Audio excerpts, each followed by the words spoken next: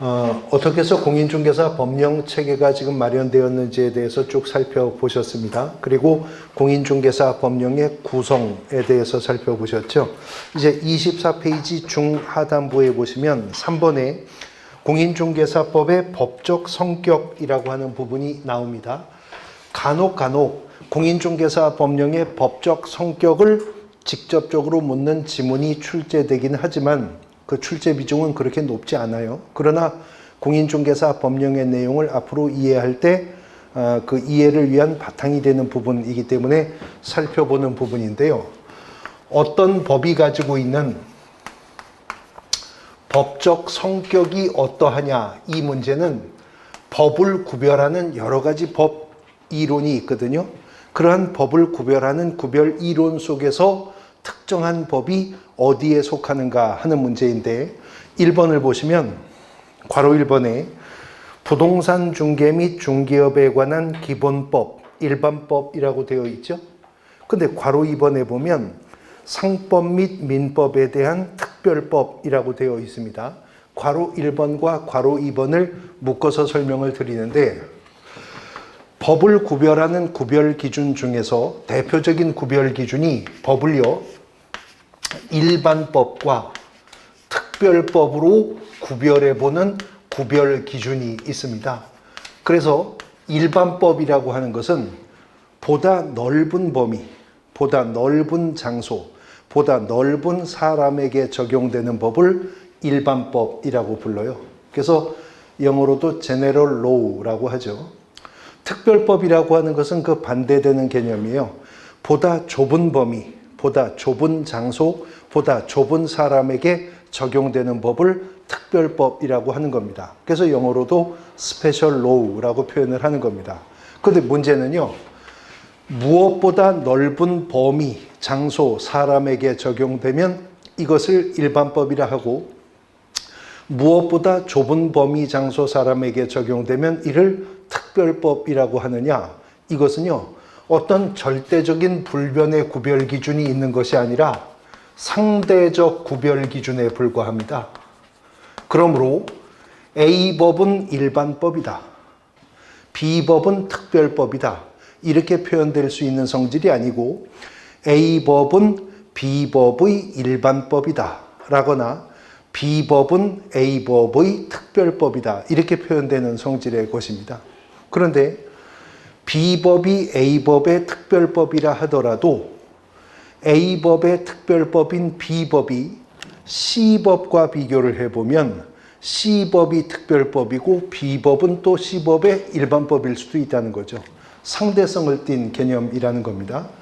그럼에도 불구하고 어느 법이 일반법이고 어느 법이 특별법인지 구분해 봐야 되는 실익이 있으니까 구분하겠죠.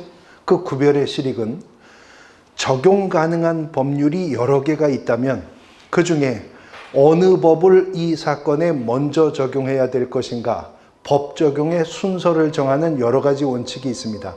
신법 우선 적용의 원칙, 이런 것들. 그 중에 일반법과 특별법으로 구별된다면 특별법은 일반법에 우선하여 적용한다라고 하는 특별법 우선 적용의 원칙이라고 하는 것이 있기 때문에, 그래서 법을 일반법과 특별법으로 구별해 보는 겁니다. 자, 공인중개사 1차 시험 과목이 두 과목인데, 한 과목은 부동산학 개론이라고 하는 과목이에요. 나머지 한 과목은 여러분이 말해 보세요.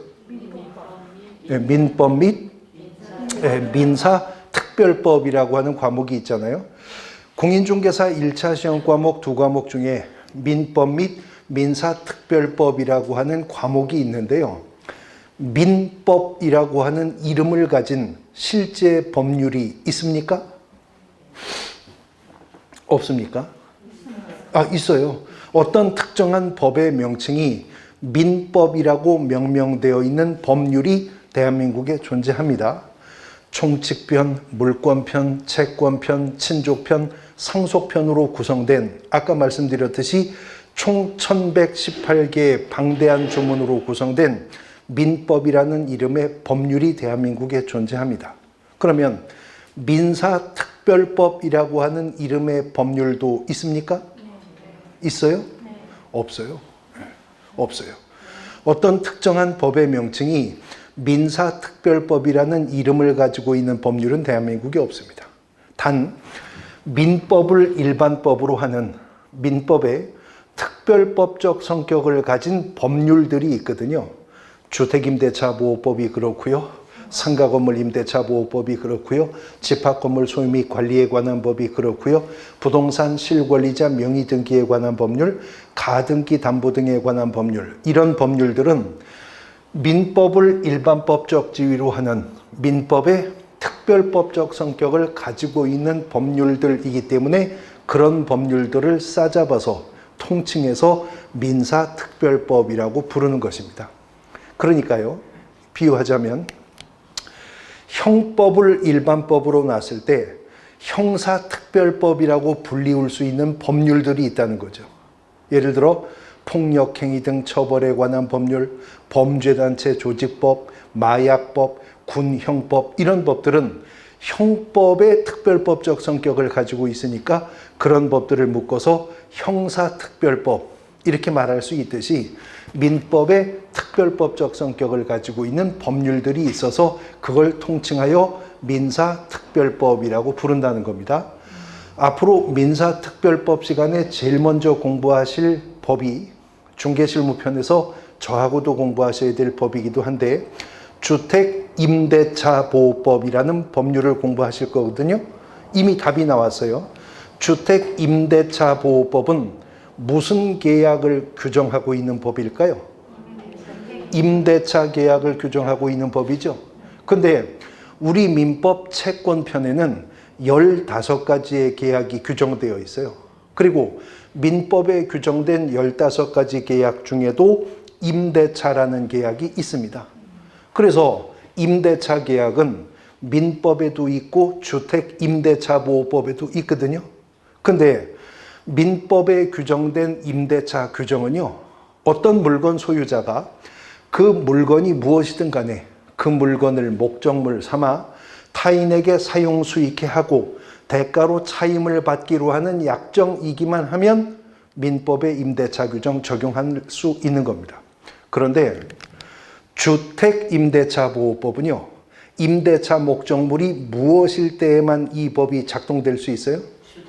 주택일 때에만 주택임대차보호법이 작동되는 거예요. 그러면 민법의 임대차 규정에서 봤을 때 주택임대차보호법은 보다 좁은 범위 장소 사람에게 적용되는 법이죠. 그러니까 민법의 특별법, 민사특별법입니다.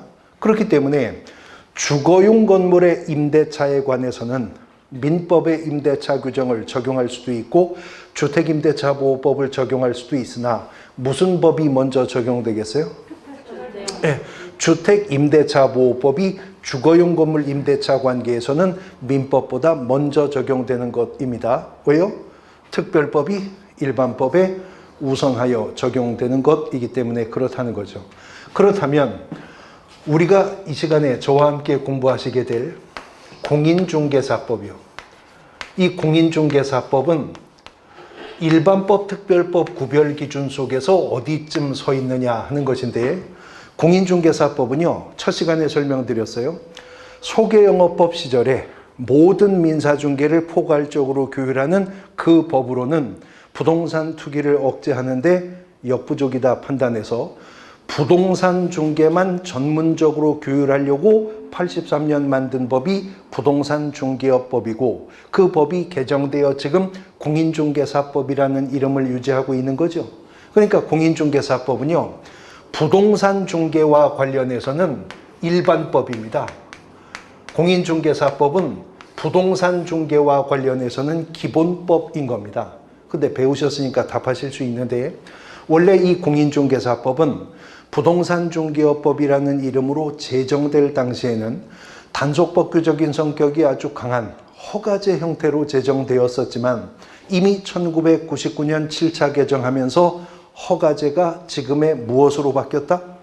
네, 등록제로 바뀌었다는 거예요. 그래서 지금 공인중개사법의 근간은 개인이든 법인이든 적법하게 중개업을 하려면 뭐 해야 된다고요? 등록을 해야 됩니다. 그래서 공인중개사법은 등록을 하지 않고 중개업을 하면 무등록 중개업자로 3년 이하의 징역 또는 3천만 원 이하의 벌금형으로 처벌을 한대요. 다시 질문. 지금 공인중개사법은 개인이든 법인이든 적법하게 중개업을 하려면 뭘 해야 된다고? 등록을 해야 된다고. 그런데 대한민국에 시행되고 있는 법률이 수천 개가 넘어요. 근데 그 중에는 공인중개사법이라고 하는 법도 있지만 농업협동조합법이라고 하는 법도 있거든요. 이것도 법률이고 저것도 법률이에요. 근데 농업협동조합법이라고 하는 법률에 보면요, 이런 규정이 있어요. 지역농협은 단위농협 생각하시면 돼요. 지역농협이 농지에 대해서 조합원 간의 중개업을 하는 경우에는 공인중개사법 구조상의 법인의 등록의 기준과 절차를 면한다. 이런 규정을 농업협동조합법이 가지고 있다고요. 그러면 공인중개사법은 개인이든 법인이든 중개업을 하려면 등록을 해야 된다. 근데 농업협동조합법은 우리 지역농협이 농지에 대해서 중개업을 할 때는 그 법에 등록을 안 해도 된다. 보다 좁은 범위 장소 사람에게 허용하고 있죠.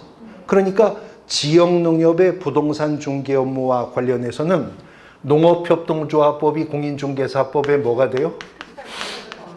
특별법이 되고, 특별법이 일반법에 우선하여 적용되는 것이기 때문에 지역농협은 공인중개사법상의 법인의 등록의 기준과 절차를 거치지 않고도 중개업을 할 수가 있게 되는 겁니다. 적법하게. 그러면 지역농협의 관점에서 보면 공인중개사법은 농업협동조합법의 일반법이다. OX? 그렇죠. 농업협동조합법은 공인중개사법의 특별법이다. OX? O. 그렇습니다. 분명히 공인중개사법은 농업협동조합법에서 바라보면 일반법 맞죠? 일반법 맞아요. 근데 우리 공인중개사법의 주요 규율 대상인 개업 공인중개사들이 있잖아요. 이분들은 왜 중개업을 할까요? 공인중개사가 왜 중개업을 하죠? 뭐 때문에? 돈 벌려고 중개업을 하죠. 돈 벌려고 중개업을 합니다. 그래서 개업 공인중개사도 영업을 목적으로 중개활동을 한다는 점에서 상법상 상인의 지위가 인정이 된다고요. 그런데 상법이라고 하는 법률과 비교를 해보면 이 상법이라고 하는 법률은요, 상행위를 통해서 영리를 추구하는 상인이기만 하면 그게 야채 장사든 자동차 장사든 무슨 장사든 상인은 다 상법을 적용할 수 있죠. 근데 공인중개사법은 부동산 중개 업무를 통해서 영업을 추구하는 개업 공인중개사에게만 적용되는 법이잖아요. 그러면 상법에서 봤을 때 공인중개사법은 보다 좁은 범위 장소 사람에게 적용되는 법이네요. 그러면 공인중개사법은 상법의 뭐예요? 예, 특별법인 거예요. 그러면 상법은 공인중개사법의 뭐죠? 일반법입니다. 분명히 상법은 공인중개사법의 일반법 맞죠? 공인중개사법에서 봤을 때요. 근데 공인중개사 1차 시험 과목 중에 민법이라고 하는 법률이 있잖아요. 이 민법이라고 하는 법률은 이거 백성민자 쓰는 거 아니에요? 그러면 민법은 상인에게도 적용돼요? 됩니다. 학원 강사한테도 적용되죠. 군인, 경찰관, 공무원에게도 적용되죠. 그러면 민법에서 보자면 상법은 오직 상인에게만 적용되는 법이니 상법은 민법의 뭐죠? 특별법인 것이고요. 상법이나 공인중개사법에서 봤을 때 민법은 일반법이 되는 것입니다. 그러면 어떤 법이 일반법이다 라거나 어떤 법은 특별법이다 라고 하는 것은 절대적 구별 기준이 있는 것이 아닌 상대적 구별 기준에 불과하다는 거죠. 그럼에도 법을 일반법과 특별법으로 구별해보는 이유는 무엇 때문이라고? 법 적용의 순서를 정할 때 특별법이 우선 적용되어야 하기 때문에 그렇습니다. 그런데 여기서 한 가지 더 이해하셔야 될 것은 특별법이 어떻게 적용된다? 우선 적용된다는 말은 특별법이 먼저 적용된다는 것이니 먼저 적용을 시도한 특별법의 규정이 없으면 어떻게 하겠어요? 그 법의 일반법에 있는 내용이 보충 적용될 것이다. 일반법이 보충 준용될 것이다 라고 하는 말이기도 한 겁니다. 근데 문제는요, 예를 들어서요, 부동산 중개와 관련해서 개업공인중개사와 의뢰인 간의 분쟁이 발생해서 개업공인중개사는 복비를 달라고 하고 의뢰인은 복비를 못 준다고 합니다. 근데 이 분쟁이 분쟁 당사자 간의 원만한 합의가 이루어지지 않아 국가구제 원칙에 의해서 소송으로 나아갔다면 담당 재판부는 부동산 중개 보수와 관련된 분쟁 사건이니 일단은 무슨 법을 적용해 보려고 하겠어요? 공인중개사법 32조 이하에 있는 중개보수 청구 관련 규정을 통해 이 분쟁을 해결해 보려고 하겠죠. 그런데 이 분쟁 사고가 아주 특이한 사건이어서 공인중개사법의 118개 어느 조문으로도 이 분쟁에 적용할 만한 조문을 찾지 못한다. 그럼 어떻게 해요? 예, 그러면 공인중개사법의 일반법에는 민법도 있고 상법도 있잖아요. 그런데 민상법 상호간에는 그나마 또 뭐가 특별법이에요? 상법이 민법의 특별법이니까 그때는 상법에 있는 상인보수 청구 관련 규정을 통해 분쟁을 해결하려고 하겠죠. 그런데 아주 특이한 사건이어서 상법에 있는 상인보수 청구 관련 규정으로도 이 분쟁에 적용할 만한 조문을 찾지 못했다, 판사가. 그럼 어떡하죠? 예, 그러면 이제 민법에 있는 일반 보수 규정을 통해서 이 분쟁을 해결해 보려고 할 겁니다. 그런데 아주 해괴하고 특이한 사건이라 민법에 있는 1118개 조문 다 찾아봐도 이 분쟁에 적용할 조문을 못 찾으면 어떻게 해요? 네? 네, 민법 1118개 조문 중에도 아주 해괴하고 특이한 사건이라 적용할 조문을 못 찾으면 어떻게 해요? 그럴 수도 있잖아요. 아주 해괴하고 특이한 사건이면 그럴 수도 있죠. 그래서 민법이 조문이 몇 개라고? 1118개 조문을 가지고 있잖아요. 그 중에 맨 앞에가 몇 조겠어요? 1조겠죠.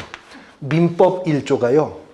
이 말부터 합니다. 이게 민법 1조 조문인데 민사에 관하여 법률의 규정이 없으면 관습법에, 민사관습, 관습에 없으면 조리에 의한다. 이게 민법 1조거든요. 다시 들어보세요. 민법 1조가 민사에 관하여 법률의 규정이 없으면 지금 말하는 법률이 뭐죠? 민법이죠. 민법 1조가 하는 말이니까. 근데 민사에 관하여 법률의 규정이 없으면 이 말은 어쩌면 내 뒤로 줄 서 있는 1117개 조문 중에서도 적용할 조문이 없는 사건이 있을 수도 있음을 인정하고 시작하는 거죠. 그러니까 벌써 민사에 관하여 법률의 규정이 없으면 입법자가 벌써 자신 없는 모습을 보이는 거예요. 네, 저 뒤에 있는 천여 개 조문으로도 해결할 수 없는 것도 있을 수도 있을 것이다. 그럼 어떻게? 민사 관습으로요. 근데 관습에도 없으면 어떻게 한다? 조리에 따른다라고 되어 있습니다. 민법 1조가. 조리가 뭐죠? 옛날에 우리 할머니가 쌀에서 돌골라낼 때 조리를 쓰는데 그것도 조리라고 하지만 이 민법 1조가 말하는 조리는요, 사물의 근본 원칙입니다. 그냥 인간 이성의 판단인데 조리란 이런 겁니다. 지금 부동산 중개와 관련된 분쟁 사건이어서 공인중개사법을 적용해 보려고 했는데 마땅한 적용 조문이 없어서 그 법의 일반법인 상법의 상인보수 청구 규정을 적용해 보려고 했더니 해괴한 사건이라 거기에도 적용할 게 없어 민법 조문을 봤지만 거기에도 조문이 없고 민사 관습도 없더라. 그러면 이제 마지막 조리라는 것은요, 판사가 저런 회개한 사건이 발생할 것을 미리 예견하고 내가 거기에 대응하는 법을 만들 수 있었다면 이런 법을 만들었을 텐데 라고 하는 머릿속에 생각이 있죠. 그걸로 판단을 한다는 거죠, 재판을. 그것을 조리라고 합니다. 근데 공인중개사 시험 과목은 아닙니다만 상법도 맨 앞에 1조가 있을 거 아니에요? 근데 상법 1조에 뭐라고 써 있냐면요, 상법 1조가 상사에 관하여 법률의 규정이 없으면, 지금 말하는 법률은 뭐예요? 상법이겠죠? 상사에 관하여 법률의 규정이 없으면 상관습에 따르고, 상관습에 없으면 민사에 의한다. 이렇게 출발해요. 상법 1조. 그걸 바톤을 딱 이어받아서 민법 1조가 민사에 관하여 법률의 규정이 없으면 민사, 관습에 없으면 조리에 따른다. 그러니까 특별법이 우선 적용되되 특별법에 규정이 없으면 그 법에 일반법적 지위가 보충 적용될 것이다. 이미 1, 2월 과정도 공부하신 분이 있기 때문에 간단하게 뒤에 진도 사례를 설명하면, 공인중개사법 30조는 개업공인중개사의 업무상 고의나 과실 혹은 사무소의 중개행위의 장소가 제공이 원인이 되어서 거래 당사자에게 재산상 손해가 발생한 때 손해를 배상할 책임이 있다고 공인중개사법이 규정합니다. 그러니까 재산상 손해에 대해서는 공인중개사법이 우선 적용되죠. 근데 공인중개사법은요, 정신적 손해에 대해서는 배상 규정이 없어요. 그러면 정신적 손해에 대한 배상 청구, 위자료 청구는 당사자가 어떻게 하라는 거예요? 그건 민법으로 하라는 거죠. 예, 그건 공인중개사법의 규정이 없으면 그 법의 일반법인 법이 준용될 것이기 때문에 그렇습니다. 그래서 공인중개사법이 일반법이라는 거예요? 특별법이라는 거예요? 이제 저는 설명 다 한 거예요. 예, 공인중개사법은 부동산 중개와 관련해서는 일반법이고, 민법이나 상법과 비교했을 때는 민상법의 특별법의 성격을 갖는다. 그렇게 개념 이해를 하시면 됩니다. 자, 그런데 법을 일반법과 특별법으로 구별하는 구별 기준이 있는데, 또 다른 법 구별의 기준은요, 법을 공법과 사법으로 구별하는 구별 기준이 있습니다. 이것을 공사법 구별론 혹은 공사법 이원론이라고도 표현을 하거든요.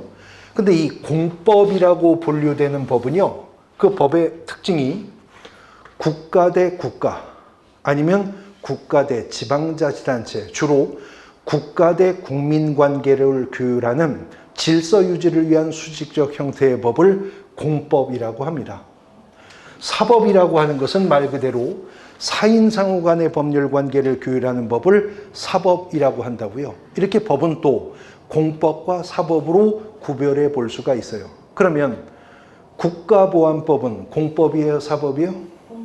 공법이죠. 민법은 사법이겠죠. 폭력행위 등 처벌에 관한 법 공법이겠죠. 공법이요. 상법은 사법에 속하는 법이겠죠.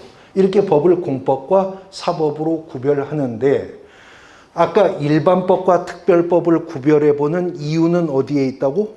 법 적용의 순서를 정할 때 특별법을 일반법에 우선에 적용해야 되기 때문이었다 그랬죠.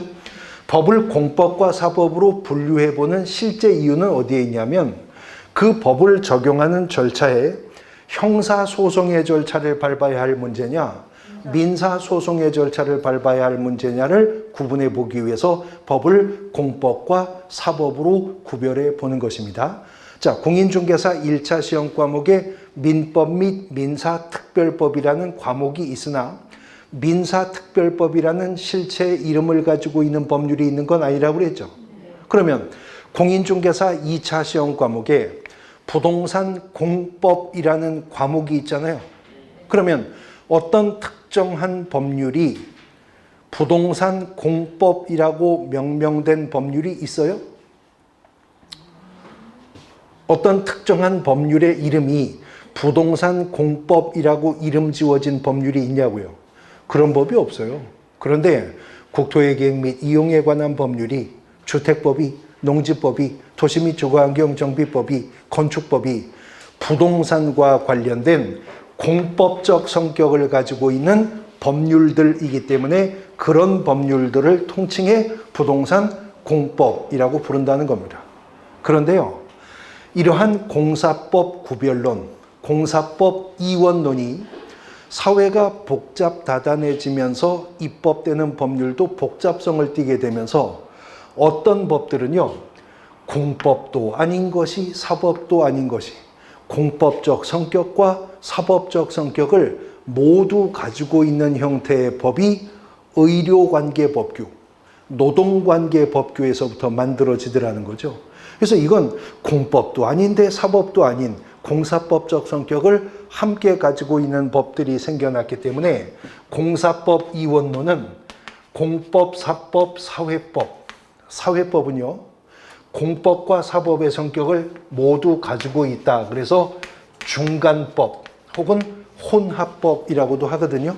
근데 우리 공인중개사법은 공법적 성격과 사법적 성격을 함께 가지고 있는 사회법이다. 공사법의 중간법적인 성격을 가지고 있다는 겁니다. 그래서 공인중개사 법령은 조문이 120여 개 정도밖에 안 되지만 공인중개사 법령에 어떤 내용을 적용할 것이냐에 따라 어떤 때는 공법적인 법 해석 원리가 적용되기도 하고 어떤 때는 사법적 법 해석 원리가 적용되어야 하기도 한다는 거죠. 예를 들어서요. 개인이든 법인이든 적법하게 중개업을 하려면 등록을 해야 된다. 등록하지 않고 중개업을 하면 이런 형벌을 가하겠다. 등록을 했어도 중개업을 할 때는 이런저런 의무와 책임을 준수해야 된다. 안 하면 이런 제재를 가하겠다. 이거 다 공인중개사 법령에 있어 앞으로 공부할 내용이거든요. 이런 내용들은 공인중개사법의 공법적 성격을 가지고 있는 규정들이죠. 그러니까 그런 내용들을 다루게 될 때 공인중개사법은 형사소송법, 행정심판법, 행정절차법 등을 적용할 거라고요. 근데 공인중개사 법령에는 그런 내용만 규정되어 있는 게 아니라 개업공인중개사가 소개해서 집을 팔게 해주면 개업공인중개사가 복비받을 수 있죠. 개업공인중개사가 잘못 설명해서 그거 믿고 땅 샀다가 손해가 발생하면 개업공인중개사에게 손해배상금 지급 청구할 수 있죠. 이런 거 다 공인중개사법에 규정된 것인데 이거는 사인 간의 계약과 관련해서 발생하는 거잖아요. 그러니까 개업공인중개사의 중개보수 청구권, 의뢰인이 개업공인중개사를 향한 손해배상금 지급 청구권 같은 공인중개사법 규정들은 법의 사법적 성격에 속하는 부분이니까 민사소송의 절차를 또 밟아야 할 겁니다. 공법적 성격과 사법적 성격을 함께 가지고 있기 때문에. 마지막으로 법을 국내법, 국제법 구별하는 구별 기준은 뭐 별도의 부연 설명 필요 없이 대한민국 영토 내 사건의 대상이 되는 토지 건물 등을 거래 중개할 때 적용되는 법이니까 국내법에 속하게 될 것입니다. 자, 이런 공인중개사 법령이 총 120여 개의 조문을 가지고 있고 그중에 공인중개사법 법률은 51개 조문으로 구성되어 있다고 그랬죠. 그중에 첫 1조를 한 페이지 앞으로 가보시면 23페이지 이제 조문 들어왔습니다. 이제 공인중개사 법률 51개 조문 중에서 법 1조 조문을 보니까 제목이 뭐예요?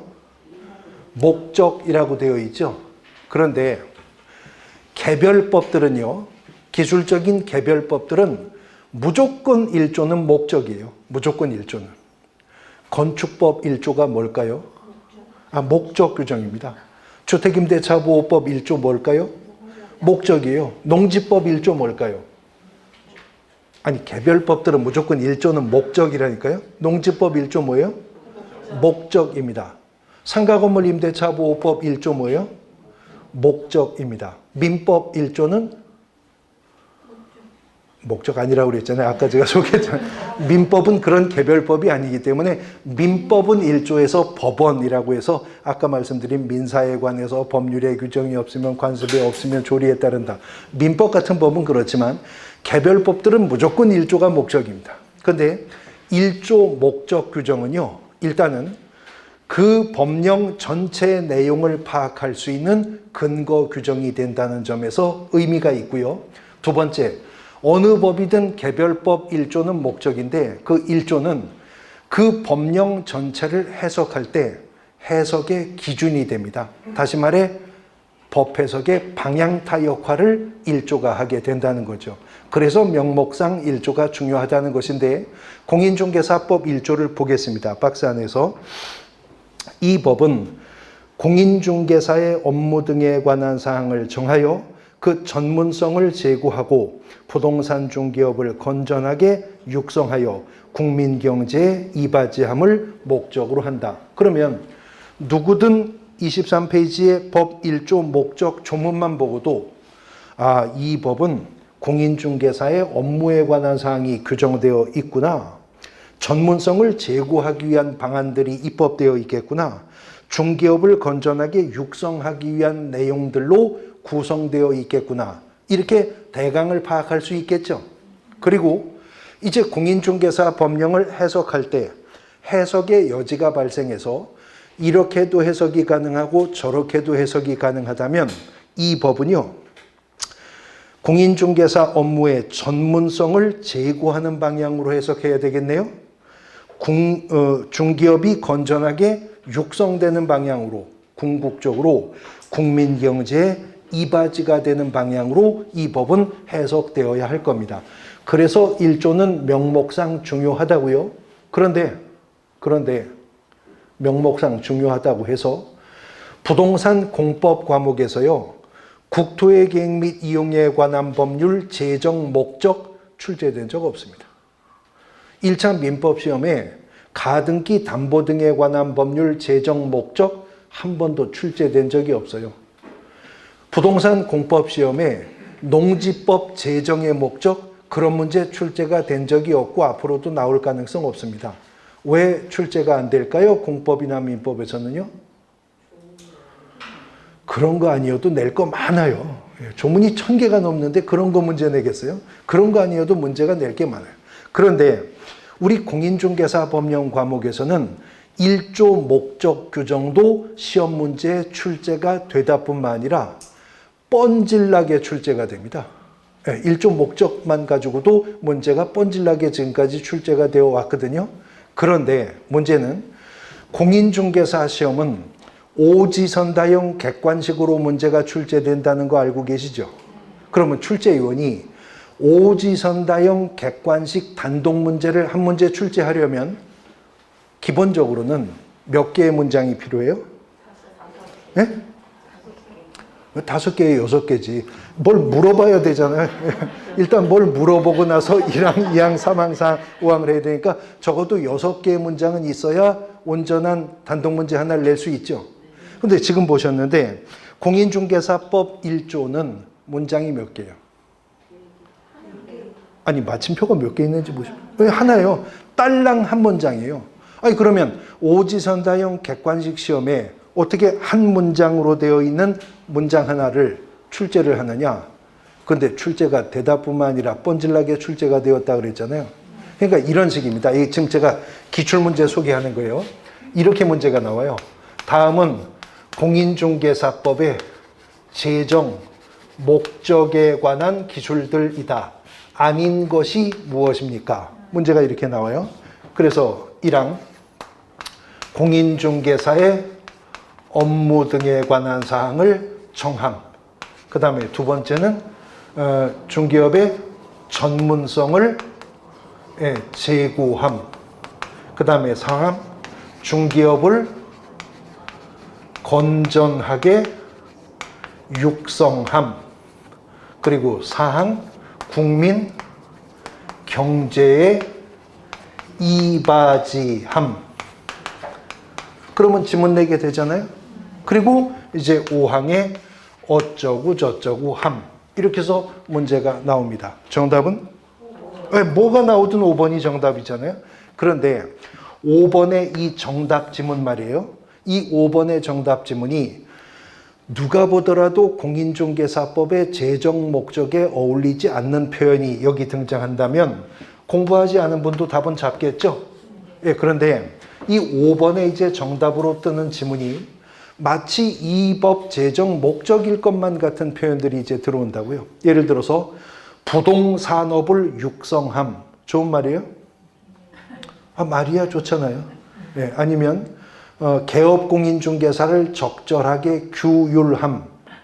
괜찮은 말이죠? 근데 이 말은 옛날에 부동산중개업법 시절에 1조에 있었던 말이거든요. 그런 말들. 아니면 부동산 투기를 예방함. 왠지 이 법의 제정 목적일 것만 같은 느낌이 확 오지 않나요? 예, 그런 표현들을 갖다가 집어넣기 때문에 상식선으로 접근해서는 정답에 좁혀 들어갈 수가 없어요. 1조는. 그럼 어떡하죠? 외워야죠. 외워야죠. 그래서 공인중개사법 1조는 딸랑 한 문장이기 때문에 여러 번 반복하여 낭송해서 아예 문장 하나를 통으로 외워두시는 게 속편합니다. 물론 최근에는 출제 가능성이 조금 많이 줄었습니다. 예전에 비해서. 그래도 역대 기출문제에서 꽤 많은 문제들이 출제되었던 부분이기 때문에 1조는 외워두셔야 됩니다. 어쨌거나 공인중개사법 1조는 조문이 몇 개예요? 문장이? 딸랑 하나입니다. 근데 한 페이지 넘어가 보시면 25페이지에 이어지는 2조가 나오죠. 1조는 조문의 제목이 목적이었는데 2조는 조문의 제목이 뭐예요? 정의라고 되어서 2조는요. 무려 1호부터 몇 호까지? 6호까지 6개의 문장을 조문 하나에 담고 있습니다. 근데 그 6개의 문장들을 보면 하나같이 다 1호 중개라 함은 어쩌고 저쩌고 한 것을 말한다. 2호 공인중개사라 함은 이러쿵저러쿵 한 자를 말한다. 3호 중기업이라 함은 이러저러한 것을 말한다. 다 낱말 뜻풀이가 나오고 있잖아요. 아니 왜 갑자기 법 속에서 국어사전도 아닌 낱말 뜻풀이가 나오느냐. 그 배경을 좀 먼저 설명드리면 첫 시간에 공인중개사 법령의 구성을 공부하기 위해서 법의 단계라고 하는 걸 우리가 봤었죠. 헌법, 법률, 명령, 부령, 조례 말입니다. 근데 그게 헌법이든 법률이든 명령이든 부령이든 조례든 법이라고 하는 것은 조문을 문장으로 만드는 거죠. 추상적인 문장으로 조문을 만들어요. 그런 문장으로 구성되어 있는 조문을 구체적 사실에 적용을 하려면 법을 해석을 해야 될 겁니다. 그래야 적용을 하죠. 근데 법을 해석하는 방법도 어떤 기준으로 나눌 것이냐에 따라서 여러 가지 구별 기준이 있습니다. 뭐 확장 해석, 축소 해석, 물론 해석 여러 가지가 있는데 법 해석의 결과에 권한이 발생하는가 여부에 따라서 법 해석의 방식을 양분해 보면 법 해석은 유권 해석이라고 하는 게 있고요. 그럼 무슨 해석도 있겠어요? 예, 무권 해석이라고 하는 것도 있습니다. 법 해석의 방법을 유권 해석과 무권 해석으로 구분하는 구별 기준은 유권 해석은 말 그대로 그 해석의 권한이 발생한다는 것이고 무권 해석은 그 법 해석의 권한이 발생하지 않는다는 거죠. 그래서 이 무권 해석을요, 다른 말로 항리 해석이라고 합니다. 다시 말해 무권 해석이라고 하는 것은 뭐냐면 법과대학 교수 같은 법학자들이 학문적 연구의 결과에 대한 내용을 논문이나 리포트 등을 통해서 주장하는 학문적인 주장입니다. 학자적 소신입니다. 이걸 무권 해석이라고 하고요. 우리가 이 무권 해석의 결과물을 공부할 때 학설이라는 이름으로 공부하는 거죠. 대부분의 학자들이 그 규정에 대해서 이렇게 해석되어야 한다고 주장한다. 그럼 우리가 그걸 다수설 그러겠죠.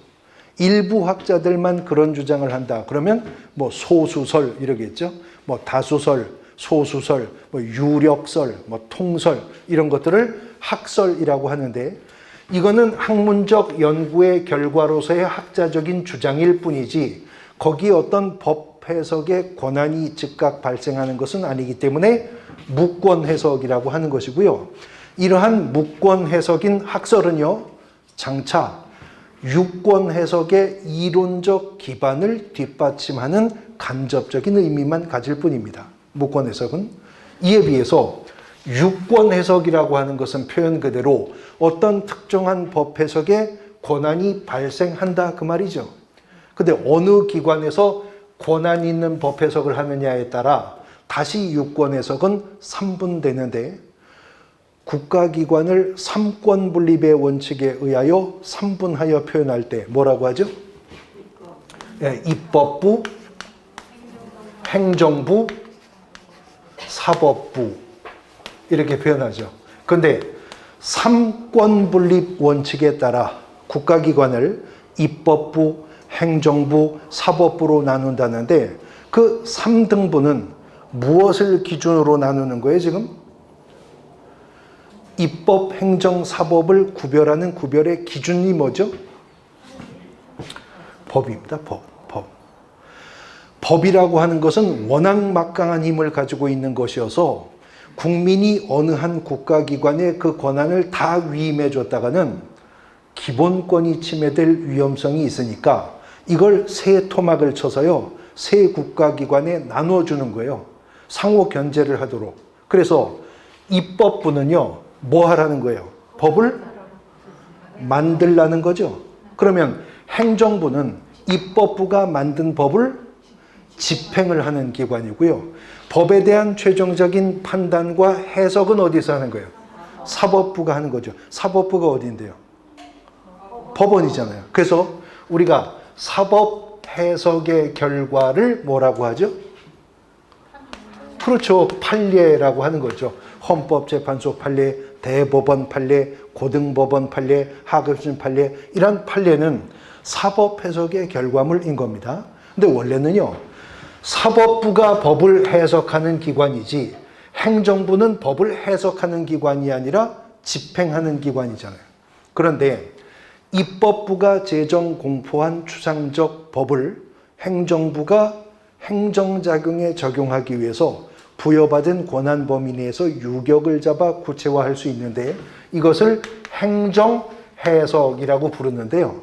우리가 그냥 일상 대화 속에서 유권해석이라는 말을 쓸 때는 주로 행정해석을 특정해서 많이 유권해석이라고 말합니다. 그러니까 뉴스 같은 거 보시면 지금 이 사건과 관련해서 보건복지부 유권해석에 따르면 이렇습니다. 뭐 이런 거 있잖아요. 그거는 행정해석을 말하는 겁니다. 그런데 입법부인 국회는 법을 제정하거나 개정하는 역할을 담당하는 기관이지 국회가 법을 집행하거나 국회가 법을 해석하는 기관이 아니잖아요. 그런데 국회가 특정한 법률을 제정을 하면서 보니까 이 법 속에 있는 이런 단어 저런 단어는 반드시 이 의미로만 적용되어 조문의 해석이 되어야 입법의 취지에 맞게 이 법이 운용이 될 것 같다. 이 법 속에 이런 용어는 지금 이 의미가 아닌 다른 의미로도 해석이 인정이 되었다가는 이 법령 전체의 통일성을 깨버릴 만한 위험성마저도 있겠다라고 판단이 되면 국회가 특정한 법률을 제정하거나 개정하면서 법 속에다가 옵션으로 그 용어의 해석을 아예 조문으로 달아버리는 경우가 있습니다. 이것을 입법 해석이라고 하거든요. 그런데 어느 법, 어느 조문이든 간에 그 특정 조문이 오직 입법 해석의 내용으로만 구성되어 있을 때에는 그게 어느 법, 어느 조문이든 간에 그 조문의 제목을 정의라고 다는 겁니다. 정의라고 다는 거예요. 그러니까 지금 현행 공인중개사법을 국회가 입법하면서 보니까 중개, 공인중개사, 중개업, 개업, 공인중개사, 개업, 공인중개사, 그리고 소속 공인중개사, 그리고 마지막으로 중개보조원. 국회가 법을 입법하면서 보니까요, 적어도 이 6가지의 단어만큼은 우리가 입법 해석한 이 의미로만 적용해서 조문 해석에 동원되어야지 이 의미가 아닌 다른 의미로 이 용어들을 해석해버리면 우리가 만든 입법의 취지와는 전혀 다른 방향으로 법이 운용될 수 있다라고 판단해서 정의한 부분입니다. 이걸 입법 해석이라고 합니다. 이제 3, 4월 과정에서는 중개실무 편 가서 장사 등에 관한 법률 이런 것도 배울 거거든요. 거기 보면 뭐 화장이라 함은 시신을 불에 태워 장사함을 말한다. 매장이라 함은 시신을 땅에 묻어 장사함을 말한다. 뭐 이런 것들도 다 정의로 나와요. 보통은 개별법들은 1조가 뭐라 그랬어요? 목적이고요. 2조는 보통 정의라고 하는 것이 배치가 되는데, 쉽게 말해서 이건 매뉴얼이다 그 말이죠. 그러므로 앞으로 공인중개사 법령을 해석할 때는 이 6개의 단어는 거의 모든 조문 문장 속에 한두 개씩 등장할 거예요. 그때마다 이 6개의 용어만큼은 오직 이 의미로만 한정하여서 조문 해석에 동원되어야 할 거라는 거죠. 그러니까 이건 하나의 매뉴얼이라고 하는 것인데, 이 6개의 용어는 하나하나의 의미도 중요합니다만 6개의 용어가 살아있는 유기체처럼 상호 연관관계가 있고요. 그 유기적인 연관성은 2조를 넘어서 3조의 중개대상물의 범위까지도 유기적인 연결관계를 갖고 있거든요. 하나하나의 개념 파악과 그 용어 상호 간의 유기적인 연관관계도 유의하셔야 됩니다. 이제 본격적으로 2조 정의 하나하나의 개념을 살펴볼 건데, 2조를 보시면 25페이지 2조를 보시면 이 법에서 사용하는 용어의 정의는 다음과 같다 이렇게 출발하죠. 그리고 첫 번째 무슨 용어를 정의하고 있어요? 중개요. 근데 그러면 중개라고 하는 단어는 오직 공인중개사법이라는 법에만 등장하는 단어일까요? 아니요. 다른 법에도 중개라는 단어가 등장합니다. 상법에는 중개라는 장이 별도로 있다고 아까 설명드렸었잖아요. 다른 법에도 중개라는 단어가 등장해요. 그러니까 2조가 지금 뭐라고 출발하면 이 법에서 사용하는 용어의 정의는 다음과 같다고. 저 법이나 그 법에서 이런 용어를 어떤 의미로 쓸 건지는 저 법이 그 법이 알아서들 정할 것이고, 그러나 이 법 속에서만큼은 이 6개의 용어는 이러한 의미로만 제한적으로 해석을 해야 한다라고 하는 거죠. 그러한 6개의 용어들이 펼쳐지는 겁니다. 쉬었다가 보겠습니다.